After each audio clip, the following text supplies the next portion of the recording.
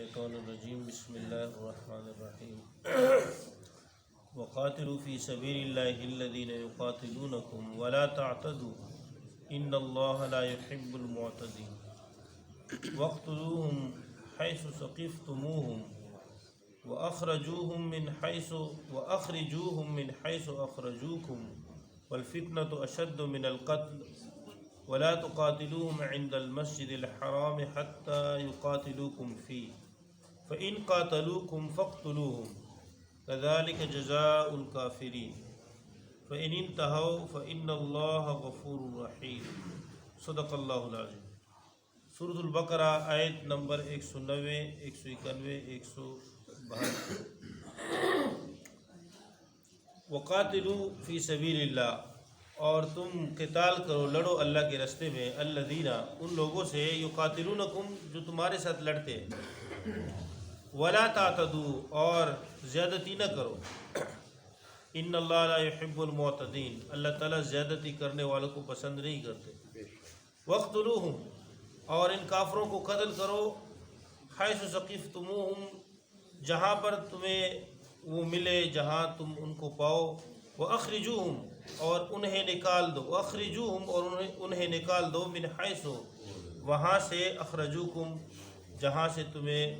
انہوں نے نکالا، مکہ مکرمہ سے، جس طرح انہوں نے تمہیں نکالا تم بھی ان کو نکالو، والفتنة اشد من القتل، اور شرک جو ہے یہ زیادہ سخت ہے، من القتل، قتل سے، ولا تقاتلوہم عند المسجد الحرام، اور ان کو قتل نہ کرو مسجد حرام کے پاس،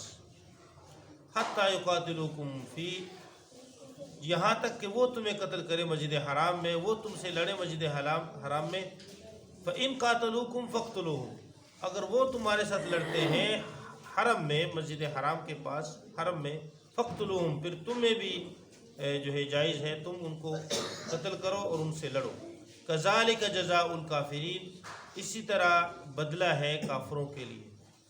فإن انتہوا، اگر وہ لوگ باز آ جائیں قتل و قتال سے، لڑائی سے، اور یعنی رک جائیں، فإن اللہ غفور رحیم، پس بے شک اللہ تعالیٰ بخشنے والا مہربان ہے۔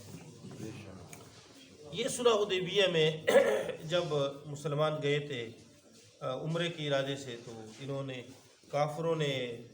جو ہے وہ لڑائی پہ سامنے مقابلے میں آنے لگے کہ بھائی ہم لڑیں گے، ہم تمہیں نہیں چھوڑیں گے، تو حدیبیہ کے مقام پر جو ہے وہ صلح ہوئی،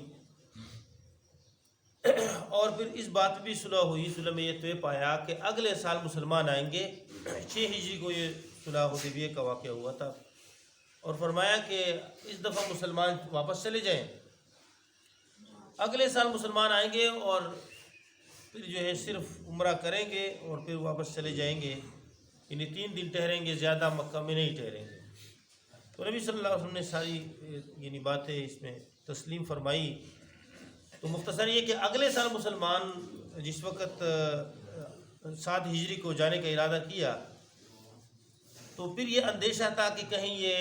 ہمارے ساتھ حرم میں لڑائی نہ کرے کافر، تو اللہ تعالیٰ نے فرمایا کہ اگر وہ معاہدہ یعنی معاہدہ کی پاسداری نہ کرے اور حرم میں تمہارے ساتھ لڑے، پھر تمہارے لیے جائز ہے کہ تم حرم میں ان کے ساتھ لڑو، اور پھر کافر مسلمانوں کو یہ بھی وہ خوف تھا کہ حرم کی بے حرمتی ہوگی،